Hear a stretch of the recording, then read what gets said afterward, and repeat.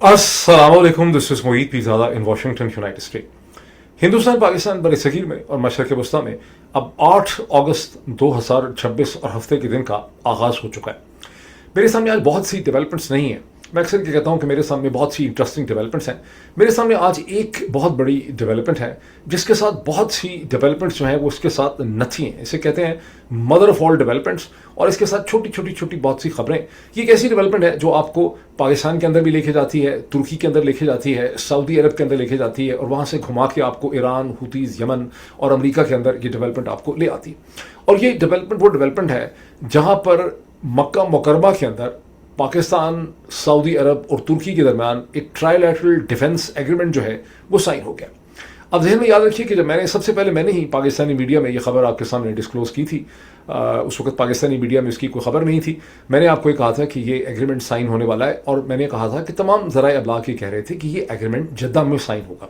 उसके बाद ये एग्रीमेंट जद्दा में साइन नहीं हुआ, ये एग्रीमेंट मक्का में साइन हुआ है। इसकी क्या सिग्निफिकेंस है? इसकी बड़ी सिग्निफिकेंस है। मैं भी थोड़ा सा इसके ऊपर कॉमेंट करता हूँ, लेकिन इसके अंदर एक एक करके मैं डिफरेंट चीज़ों पे आऊँ। सबसे पहले ये देखें कि पाकिस्तानी मीडिया, जब मैंने पिछला वीलॉग किया तो पाकिस्तान के जितने अखबार थे, पाकिस्तान का जो टेलीविज़न था, वहाँ कहीं इसकी कोई खबर नहीं थी कि पाकिस्तान के प्राइम मिनिस्टर, गलत कह दिया मैंने, सॉरी, पाकिस्तान के field marshal general Asim Munir साहब बगल में दबाकर जनाब शहबाज शरीफ साहब को दूसरी बगल में, इसाक डार साहब को तीसरी पीछे पाँव के साथ लटका के, जो डिफेंस मिनिस्टर जनाब ख्वाजा आसिफ साहब को और जो अता तारड़ साहब हैं उनको लेकर गए हैं। ये क्या करने के लिए गए हैं? उम्रा करने के लिए गए हैं, फ़ोटो अपॉर्चुनिटी के लिए गए हैं। सिर्फ पाकिस्तान के मीडिया में खबर थी कि इनको क्राउन प्रिंस मोहम्मद बिन सलमान ने, शाह सलमान के इन्विटेशन में गए हैं और फिर इन्होंने एहराम पहना हुआ है, मतलब ये वहाँ पर जो है मौजूद हैं, उम्रा कर रहे हैं, जो कि पाकिस्तानी सियासत की और उम्रा की और अशराफिया की रीत है कि आप जाते हैं वहाँ से खबरें आ जाती हैं कि पाकिस्तान के वसीतर मुफाद के अंदर और अल्लाह ताला से दुआएं मांगने के लिए ये लोग गए हैं, इबादत कर रहे हैं। तो इस किस्म की खबरें पाकिस्तान में चल रही थी।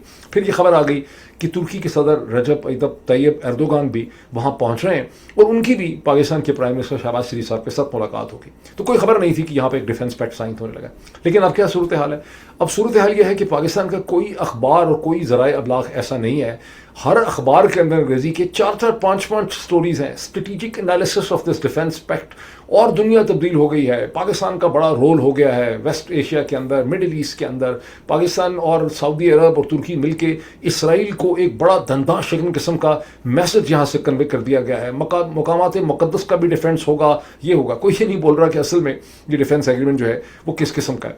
और चूँकि पाकिस्तान के भाई लोगों का किसी हद तक कंट्रोल हो गया है उन तमाम मुख्तलिफ इंटरनेशनल न्यूज़ एजेंसीज़ के ऊपर, और वो थिंक टैंक्स जो पाकिस्तान और इस खत्ते के ऊपर कमेंट करते हैं, तो वहाँ से भी इसी किस्म की माइंड बॉगलिंग किस्म की स्टेटमेंट्स जो हैं वो इशू हो रही हैं। तो वे तहाशा एनालिसिस जो है इसका किया जा रहा है। और मज़े की बात यह है कि एनालिसिस तो बहुत किया जा रहा है, लेकिन इस एग्रीमेंट का टेक्स्ट इशू नहीं किया गया, ना सऊदी अरब की तरफ से, ना तुर्की की तरफ से, ना पाकिस्तान की तरफ से।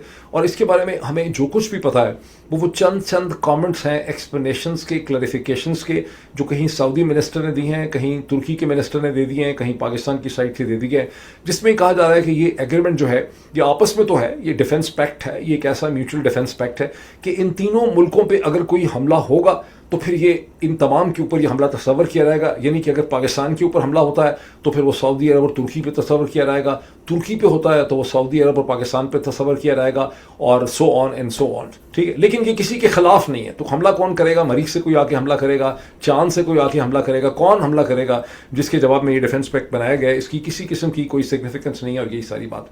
और बाज़ जगहों पर यह भी लिखा गया है, ना सिर्फ पाकिस्तान के अखबारात में बल्कि मुख्तलिफ थिंक टैंक्स वगैरह में, हिंदुस्तान ने भी लिख दिया है उनके अखबारों ने, कि ये एक नेटो की तरस का इस्लामिक नेटो यहाँ पे खड़ा हो रहा है, जिसमें सऊदी वेल्थ है, जिसके अंदर तुर्की की टेक्नोलॉजी है, जिसके अंदर पाकिस्तान का न्यूक्लियर पोस्चर है, पाकिस्तान की वॉर हार्डन कॉम्बैट ट्रूप्स हैं जो इसके अंदर इस्तेमाल होंगे। अलबत्ता हिंदुस्तानी जो है उन्होंने तरह डरते नहीं है, उन्होंने खुल के लिख दिया है कि ये ईरान के ख़िलाफ़ है और ये हुतीज़ और यमनी जो हैं ये उनके ख़िलाफ़ ये पैक्ट जो है वो इस्तेमाल होगा। पाकिस्तान में तासर दिया जा रहा है कि ये शायद इसराइल के ख़िलाफ़ हो।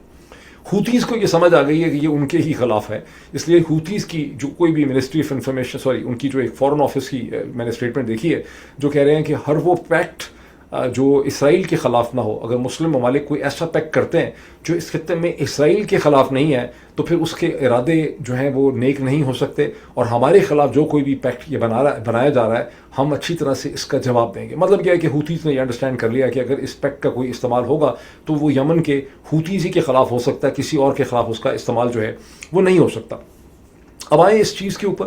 اچھا, اس میں ایک امپرسنگ چیز یہ بھی دیکھ لیں جہاں اس میوچل ڈیفنس کی بات کی جا رہی ہے کہ پاکستان کے پوائنٹ آف ویو سے اگر آپ دیکھیں کہ پاکستان کا تو اگر کوئی کانفلکٹ ہے سیریس قسم کا وہ صرف ہندوستان کے ساتھ ہے. پاکستان ایک بڑی ریزنیبل ملٹری مشین ہے اور ہندوستان ایک بہت بڑی عسکری طاقت ہے, اور اگر پاکستان کا کوئی کانفلکٹ جینون ہے تو وہ صرف ہندوستان کے ساتھ.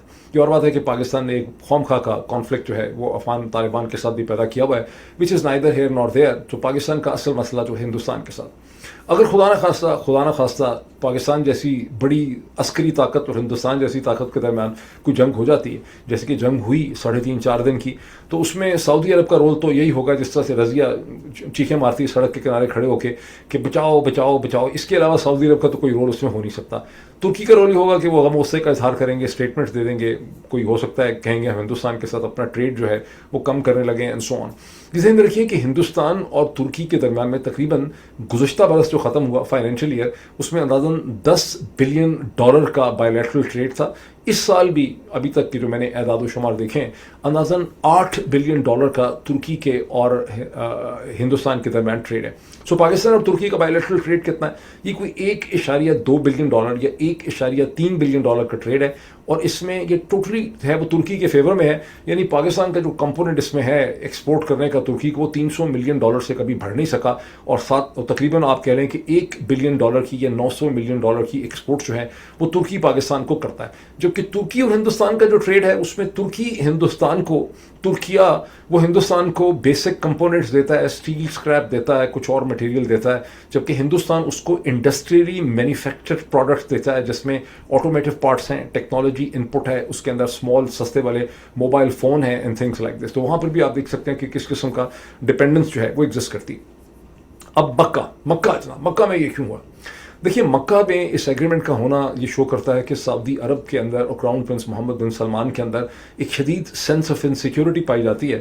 ان کو شک ہے کہ یہ سعودی عرب, یہ ترکی اور پاکستان جو ہیں یہ ان کے پیسے لے کے دوڑ جائیں گے, بیکاز ظاہر ہے کہ اس پہ خرچہ ہوگا ساری چیز پہ, اور عین وقت میں شاید یہ اپنی ایگریمنٹ کا پاس نہیں کریں گے. اس لیے ان کو ایک مقدس جگہ سے, یعنی جو مسلم دنیا کے اندر ان کے اوپر ایک اخلاقی پریشر رکھنے کے لیے یہ ایگریمنٹ جو ہے یہ مکہ سے اسے کروایا گیا, ورنہ اس کو اصل میں جدہ سے یا ریاض سے اس ایگریمنٹ کو ہونا چاہیے تھا.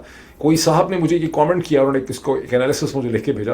انہوں نے کہا کہ پاکستان میں اخوت کی ایک تنظیم ہے جو لوگوں کو مائکرو فائنینس دیتی ہے, قرضے, پتہ نہیں چند ہزار کے, 1 لاکھ کا یا 50,000 کا وہ قرضہ دیتے ہیں. تو وہ جو اپنا ایگریمنٹ ہے وہ مسجد میں کرتے ہیں, جا کے مسجد میں کرتے ہیں, تاکہ وہاں پہ قرآن اٹھا کے لوگ ایگریمنٹ کرتے ہیں کہ مجھے جو اخوت پیسہ دے رہی ہے یہ پیسہ ہم واپس کریں گے, اور جو بھی ہے, اور اس کے نتیجے میں 99% ان کی ریکوری ہے. تو یہ سعودی عرب نے اخوت والا سین کیا ہے پاکستان اور ترکی کے ساتھ, نوئنگ فلی ویل کہ اس سے یہ پتہ چلتا ہے کہ کتنی زیادہ سینس آف انسیکیورٹی جو ہے وہ سعودیز کے اندر پائی جاتی. اب ایک ایک کر کے ہم دیکھیں کہ اس میں جو تینوں اس کے جو کمپوننٹ یا تینوں جو اس میں پارٹیسپینٹس ہیں اس ڈیفنس ایگریمنٹ کے, سعودی عربیہ, ترکی اور پاکستان, اس میں ان کے اپنے اسٹریٹجک انٹرسٹ جو ہیں وہ کیا ہیں. میں اسرائیلی اخبار دیکھ رہا تھا. اچھا, یہ جو سارا ایگریمنٹ ہے نا, یہ صرف اس ایگریمنٹ کے اوپر تو اتنا اچھا کوئی کامنٹ ابھی آیا ہی نہیں ہے.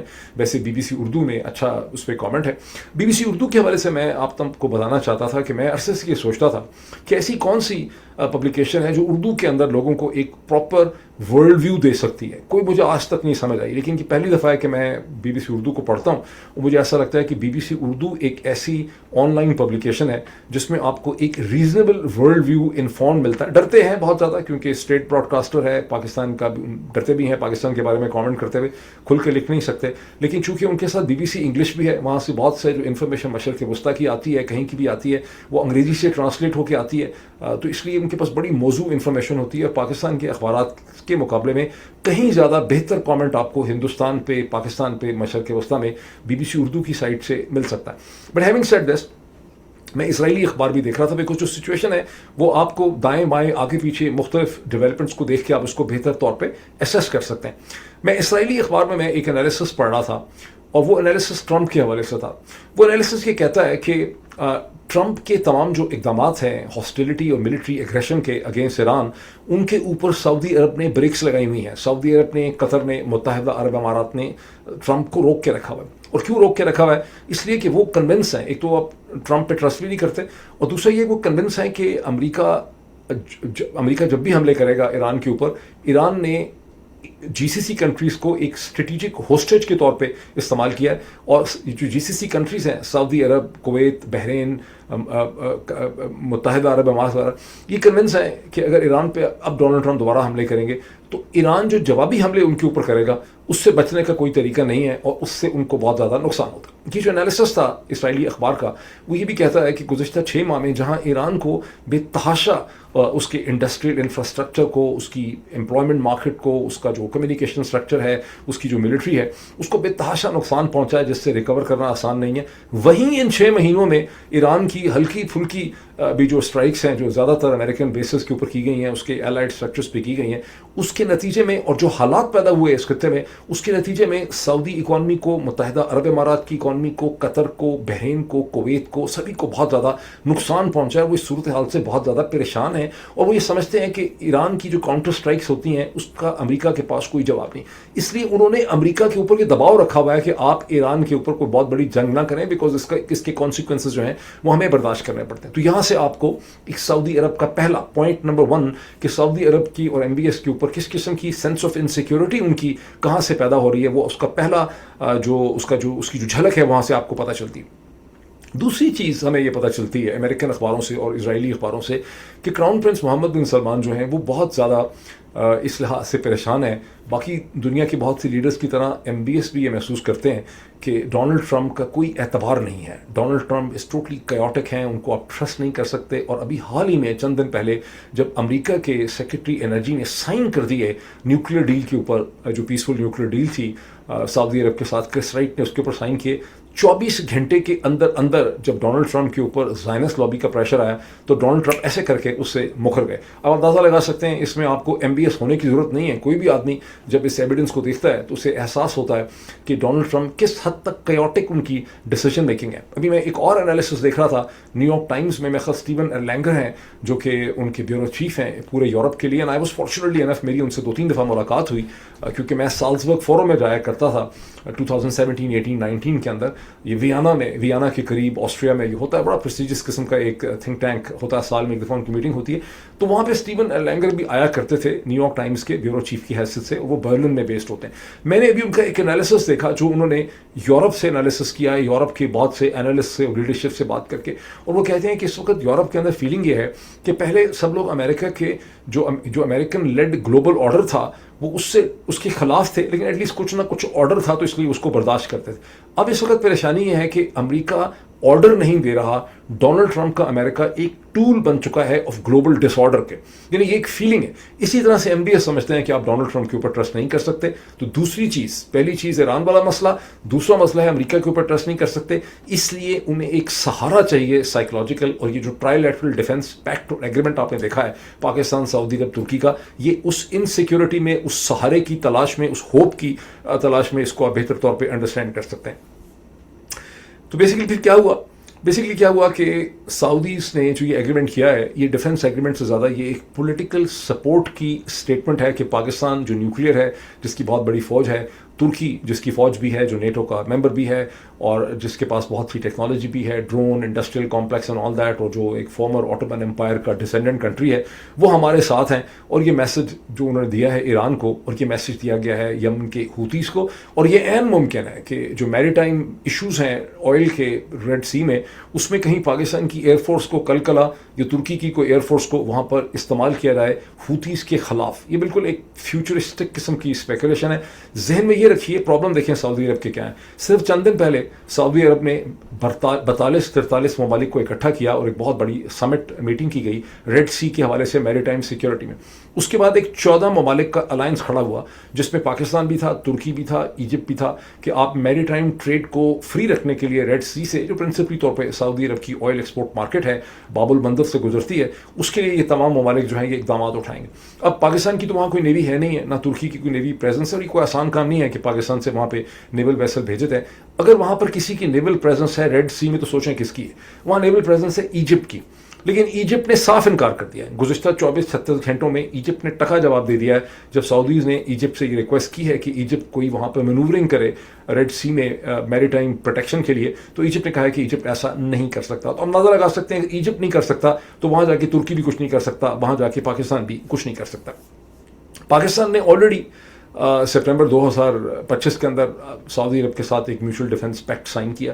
اس ڈیفنس پیکٹ سائن کرنے کے نتیجے میں پاکستان نے اپنے ایئر فورس کا ایک اسکواڈرن, کہتے ہیں کہ پتہ نہیں 16 یا 18 جہاز جو ہیں وہ سعودی عرب میں رکھے, کچھ کامبیٹ ٹروپس کو بھی سعودی عرب میں رکھا. تو پاکستان نے جو کچھ کرنا تھا وہ پاکستان نے آلریڈی کر دیا ہے. تو پھر اب یہ جو ٹرائی لیٹرل ڈیفنس ایگریمنٹ ہے اس میں پاکستان کیوں فٹ ہوتا ہے؟ یہ خالصتاً سائیکولوجیکل ریکوائرمنٹ ہے کراؤن پرنس محمد بن سلمان کی اور سعودی اسٹیبلشمنٹ کی, جس میں پاکستان نے دوبارہ اپنے آپ کو پوزیشن کیا ہے. بیکاز پاکستان کے ایک ریلیشن شپ ہے سعودی عرب کے ساتھ اور وہ کسی بھی طرح سے ان کو ناراض نہیں کرنا چاہتے, ڈس اپوائنٹ نہیں کرنا چاہتے, ادروائز پہلے ہی ان کا ایک ڈیفنس ایگریمنٹ ایگزسٹ کرتا ہے. ترکی اس میں کہاں فٹ ہوتا ہے؟ یہ بڑا انٹرسٹنگ کویشچن ہے کہ ترکی کہاں فٹ ہوتا ہے. دیکھیے 1993 کے اندر ایک بڑا امپورٹنٹ پیپر لکھا اس وقت ایک بہت ہی امپورٹنٹ امریکن ایکیڈیمک نے, جن کے نام سے آپ واقف ہیں, پروفیسر سیمیول ہنٹنگٹن نے جب اپنا پیپر لکھا کلیش آف سویلائزیشن کا. آپ میں سے اکثر لوگوں نے اگر کلیش آف سویلائزیشن کا پیپر نہیں پڑھا, کتاب نہیں پڑھی, تو آپ نے اس کا نام ضرور سنا ہوگا. تو بہرحال 1993 کا ان کا پیپر تھا جو فارن افیئرس میں چھپا. 63 پیجز کا 63 پیجز کا یہ پیپر تھا, پڑھنے والا پیپر تھا. اس پیپر کے اندر انہوں نے ترکی کے حوالے سے لکھا کہ مسلم دنیا کے اندر اگر کوئی ماڈل اسٹیٹ ایگزسٹ کرتی ہے جو مسلم دنیا کو لیڈرشپ دے سکتی ہے, 5 انہوں نے اسٹیٹس کو اس میں کمپیئر کیا, پاکستان کو, ترکی کو, سعودی عرب کو, انڈونیشیا کو اور پتہ نہیں کوئی اور کسی کو, ایجپٹ کو شاید. اور اس کے وہ اس نتیجے پہ پہنچے کہ تمام اسٹیٹس کی اپنی اپنی پروفائلس ہیں. پاکستان کا انہوں نے کہا کہ اس کی ایک پڑھی لکھی مڈل کلاس ہے, اس کی ملٹری ہے, اس کا ایک انڈسٹریل بیس ہے, لیکن غریب ملک ہے, سیکٹیرین کانفلکٹ ہے, بہت زیادہ غربت ہے. اور فائنل ان کا کنکلوژن یہ تھا کہ ہاں ایران بھی اس میں تھا 5, تو اس میں سعودی عرب تھا, اس میں ایران تھا, اس میں پاکستان تھا, اس طرح سے, اور انڈونیشیا بھی تھا. انڈونیشیا کا ان کا انالیسس یہ تھا کہ انڈونیشیا جو ہے وہ اس بیسک کریسنٹ میں نہیں آتا, جو مسلم تہذیب کا انیشیل کریسنٹ ہے, جس میں پاکستان, جس میں ساؤتھ ایشیا ہے, جس میں سعودی عرب ہے, حجاز ہے, جس میں ترکی ہے, جس میں ایران ہے, اس کے اندر انڈونیشیا فال نہیں کرتا. انڈونیشیا ادروائز کوالیفائی کرتا تھا, لیکن انڈونیشیا کو مسلم دنیا ایک مسلم لیڈر کی حیثیت سے دے نہیں سکتی. انہوں نے کہا کہ جو واحد کنٹری ہے جو مسلم دنیا کا ایک ماڈل ریپبلک اور اس کا ایک لیڈر ہو سکتا ہے وہ ترکی. لیکن ترکی جو ہے اس نے 50 سال سے 40 سال سے ایک بھیک منگے کی حیثیت سے کشکول اٹھایا ہوا ہے کہ مجھے یورپ میں لے لو, مجھے یورپ میں لے لو, مجھے یورپین یونین کا ممبر بنا دو. انہوں نے لکھا کہ ترکی کو یہ ریئلائز کرنا پڑے گا کہ ترکی کا مقام یورپ میں نہیں ہے, ترکی کا مقام جو ہے وہ مسلم دنیا کی لیڈرشپ میں ہے. یہ اس کا اصل مقام ہے, being the descendant and the inheritor of the Ottoman empire. اچھا, اس کے بعد آپ نے دیکھا کہ خدا کا کرنا کیا ہوا, ترکی کے اندر بھی یہ فیلنگ تھی. اک پارٹی جو ترکی میں آئی 2001 میں, اور اب یہ 26 سال سے تو ایردوغان وہاں کے سیاہ و سفید کے مالک ہیں, تو انہوں نے آتے ہی ایسے اقدامات لینے شروع کیے. انہوں نے انگڑائی لی اس چیز کی کہ ہم دوبارہ سے اپنی جو پرانا ہمارا رول ہے ہم اسے انہیریٹ کریں, اور اس کے حوالے سے بہت کچھ انہوں نے پھر کیا. انہوں نے سینٹرل ایشیا میں اپنا اثر و رسوخ بڑھایا, مشرق وسطیٰ میں اثر و رسوخ بڑھایا. تو ترکی مسلسل اپنا ایک رول ڈھونڈتا ہے مڈل ایسٹ کے اندر. اور جب سپٹمبر 2025 میں پاکستان اور سعودی عرب کے درمیان میں اس ڈیفنس پیکٹ کی بات چیت ہو رہی تھی, اس وقت بھی یہ چیزیں چھپ رہی تھیں کہ ترک یہ چاہتے تھے کہ وہ بھی اس ڈیفنس پیکٹ کا حصہ ہوں, لیکن سعودیز نے ان کو جھنڈی کرا دی. سعودیز نے اس وقت ترکوں کو اس کے اندر نہیں آنے دیا, اور پھر یہ باقاعدہ ایک سعودی آفیشل کے حساب سے اسٹیٹمنٹ چھپی تھی کہ نہیں, ٹرکی اس کا حصہ نہیں ہوگا. ان کی تمام تر ایکسپیکٹیشن یا ریلائنس جو ہے وہ پاکستان کے ساتھ تھی. اور حقیقت بھی یہی ہے کہ گزشتہ 50 برس کا جو ایک اسٹریٹجک کمیونیکیشن یا ریلیشن شپ ہے اسینشلی ٹریننگ کا, ٹرو پریزنس کا, وہ ان کا پاکستان کے ساتھ. ایک اور وجہ ترکی کے بارے میں جو سعودی سے ایک فیلنگ ہے وہ یہ ہے کہ 400 برس تک حجاز جو آج سعودی عرب ہے, 400 برس تک آٹومن امپائر کا یہ ایک صوبہ رہا ہے, اور ترکوں نے کوئی بہت نرمی سے کہیں پر بھی انہوں نے رول کیا نہیں ہے. تو بڑے سخت گیر تھے, چاہے یورپ ہو چاہے مشرق وسطیٰ. تو ایک وہ بھی فیلنگ تھی جس کی وجہ سے وہ اس میں نہیں آنا چاہتے تھے. لیکن یہاں پر اس ایگریمنٹ کے اندر ترکی کو بھی لایا گیا ہے فار پولیٹیکل کمیونیکیشن پرپسز. اور ترکی کے اس میں ایک تو apart from the role of the leadership کہ ہمیں مل رہا ہے اس میں, اور ایردوغان ظاہر ہے اپنے آپ کو دیکھتے ہیں ایک سلطان کی شکل میں, لیکن ترکی اس میں اپنے لیے سیریس بزنس اپرچونیٹیز ڈھونڈ رہا ہے. ترکی کی ڈرون انڈسٹری بڑی ڈیولپڈ ہے, ترکی کی کنسٹرکشن انڈسٹری بڑی ڈیولپڈ ہے, ترکی مٹیریل بہت ایسا بناتا ہے, اور وہ ترکی وہ دیکھ رہا ہے کہ اس کو ایک مارکیٹ جو ہے وہ سعودی عرب کی وجہ سے مل رہی ہے, اور سعودی عرب جو ہے وہ اس پوری چیز کا ایک فائنینشیل. اب اس پہ کچھ اور چیزیں نوٹ کریں ترکی کے حوالے سے، بڑی انٹرسٹنگ، میں ریسرچ کر رہا تھا اس وقت ترکی جس کی طرف آپ دیکھ رہے ہیں، یہ میں جو کامنٹ کرنے لگا ہوں اس سے آپ میں سے بہت سے لوگ واقف نہیں ہوں گے. رجب طیب اردوگان جو ہیں وہ اس وقت 72 برس کچھ کے ہیں، ان کی صحت ٹھیک نہیں ہے. جب ابھی نیٹو کا سمٹ ہوا جولائی میں تو اس کے بعد وہ بہت فٹیگ کا شکار ہو گئے تھے اور کئی دن تک ان کی کوئی پبلک پریزنس جو ہے وہ نہیں تھی. اس چیز کو چھپایا جاتا ہے لیکن ترکی کے اندر اس کی بہت چہمگاہیاں ہیں کہ آخر اردوگان کے بعد ترکی کا کون ہوگا، لیڈر کون ہوگا ترکی. اب لیڈرشپ کی صورتحال یہ ہے کہ 26 برس سے جب آپ بیٹھ جائیں کسی ملک میں تو پھر لوگوں کے اندر ایک پوری نسل، اب اس وقت جو ترک 35 برس کے ہیں وہ 10 برس کے 9 برس کے تھے جب سے رجب طیب اردوگان کو وہ ٹیلی ویژن میں اخبارات میں لیڈر کے طور پہ دیکھ رہے ہیں. اور ماشاءاللہ رجب طیب اردوگان نے یہ انشور بھی کیا کہ کوئی اور لیڈر بن ہی نہ سکے، نہ ان کی اپوزیشن میں نہ ان کی اپنی جماعت میں، سب کو انہوں نے آگے پیچھے کر دیا. تو ترکی کے اندر اب ایک لیڈرشپ ویکیوم پیدا ہو چکا ہے اور جو پوٹینشیل سکسیسرز کے درمیان میں وہاں پر ایک ٹینشن چل رہی ہے اس میں ماشاءاللہ ان کے اپنے صاحبزادے ایک لیڈر ہیں اور دوسرے ان کے اپنے داماد لیڈر ہیں. دو پرنسپل لیڈر تو یہ ہیں اور دونوں کے دونوں جو ہیں وہ ڈیفنس آرمامنٹ انڈسٹری میں بھی ہیں، ڈرونز بھی بناتے ہیں، ان کی اسی قسم کی ساری کمپنیاں ہیں اور وہ بھی اس پورے کانٹریکٹس کے اندر بہت زیادہ انٹرسٹڈ ہیں. اور اس کے علاوہ وہاں کے انٹیریئر منسٹر اور ان کے حقان فدان جو ان کے اس وقت فارن منسٹر ہیں، جو اس سے پہلے ان کے انٹیلیجنس کے چیف رہ چکے ہیں، یہ 4 پوٹینشیل اردوگان کے سکسیسر ہیں. اور کوشش یہاں پر یہ ہے کہ اچھا اب یہ کرائسس ہے کہ اردوگان کے بعد کون ترکی کا لیڈر ہوگا. جب ایک آدمی 30 برس کے لیے 25 برس 26 برس کے لیے بیٹھ جائے تو ایک لیڈرشپ ویکیوم ہوتا ہے نفسیاتی طور پہ. آپ کو کوئی بھی لیڈر آپ ترکی میں لے کے آئیں گے آپ کو لگے گا یہ تو ہے ہی نہیں ٹھیک. کہتے ہیں کہ فیلڈ مارشل ایوب خان کے بعد جب ہے لوگوں کو لگتا تھا کہ کوئی لیڈر ہی ٹھیک نہیں آ رہا بیکاز ایوب خان کا اتنا لوگوں کے مائنڈ میں ایک اثر جو ہے وہ بیٹھ چکا تھا. تو یہاں پر ترکی کے اندر ایک اس وقت لیڈرشپ کا بڑا کرائسس ہے اور کوشش یہ کی جا رہی ہے اور ایک بڑا کمپلیکس سا فارمولا بنایا ہے. کبھی وہ پرائم منسٹر بن گئے 2 دفعہ، پھر اس کے بعد پریزیڈنٹ بن گئے، پھر 4 سال کی جو پریزیڈنسی تھی 2014 سے 2017-18 کے درمیان میں اس کو ریکارڈ سے ختم کر دیا گیا اور ایک نیا کانسٹیٹیوشنل اسٹرکچر بنایا جو 2018 سے شروع ہوا ہے، جس کے حساب سے وہ 2 دفعہ پریزیڈنٹ الیکٹ ہو چکے ہیں اور ایز پر دی کانسٹیٹیوشن تیسری دفعہ وہ اب پریزیڈنسی کا الیکشن نہیں لڑ سکتے. اس کرائسس کو حل کرنے کا طریقہ یہ نکالا جا رہا ہے کہ بندر بانڈ کو چلاکی کر کے بازو مروڑ کے جلدی الیکشن کروا دیے جائیں تاکہ اردوگان دوبارہ جو ہیں وہ پریزیڈنٹ بن سکیں. لیکن جو سیریس اینالسٹ ہیں ٹرکش پالیٹکس کے، ان کو بہت یہ خطرہ ہے کہ ترکی میں دوبارہ ایک ایسا کرائسس کھڑا ہوگا اگلے چند سالوں میں کہ دوبارہ ملٹری انٹروین کرے گی اور ایک بار پھر ٹرکش ملٹری جس کو کم از کم پاکستانیوں نے رائٹ آف کر دیا ہے 2016 کے بعد، وہ دوبارہ ٹرکش پالیٹکس کو کنٹرول کر سکتی ہے کیونکہ وہاں پہ کوئی ایک لیڈرشپ کے بارے میں اس کی سکسیشن کے بارے میں کوئی فارمولا جو ہے وہ ایگزسٹ نہیں کرتا. اس کی سگنیفیکنس کیا ہے؟ اس کی سگنیفیکنس یہ ہے کہ سعودی عرب سٹیبلٹی ڈھونڈ رہا ہے پاکستان میں اور ترکی کے اندر، جن کے اپنے حالات جو ہیں بڑے عجیب و غریب قسم کے ہیں اور سعودیز نفسیات تو میں نے آپ کو بتائی دی. اب آئیں پاکستان کے اوپر. پاکستان کی تو رجیم کی صورتحال یہ ہے کہ ان کا تمام تر جو دور و مدار ہے وہ ان کو اپنی تمام تر جو لیجیٹمیسی ہے، اپنی جو قبولیت ہے، وہ باہر کی دنیا سے ڈھونڈتے ہیں. پاکستان کے اندر سے رجیم کو کسی قسم کی کوئی ایکسیپٹیبلٹی نہیں ہے، کوئی قبولیت نہیں ہے.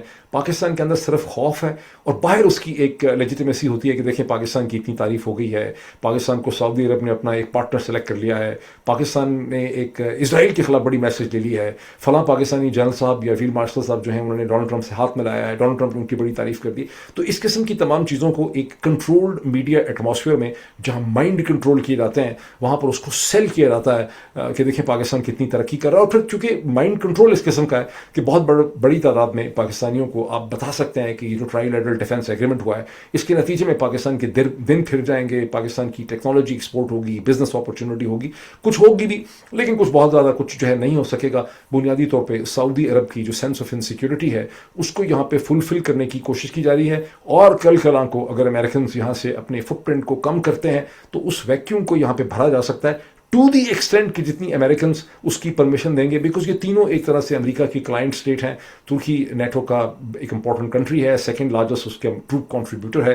پاکستان ایک پرانی کلائنٹ اسٹیٹ ہے امریکہ کے ڈیفنس اینڈ جو ویسٹرن الائنس ہے اس کا پاکستان حصہ ہے. سعودی عرب میں نے آپ کو پچھلے ویلاگ میں ایکسپلین کیا تھا کہ 1945 سے ایک بہت امپورٹنٹ اسٹریٹجک پارٹنر ہے مڈل ایسٹ کے اندر امریکہ کا، جس کا ایک ایگریمنٹ ہے کہ امریکہ سیکیورٹی پرووائڈ کرے گا، سعودی عرب ان کو ان انٹرپٹڈ تیل سپلائی جو ہے وہ کرے گا.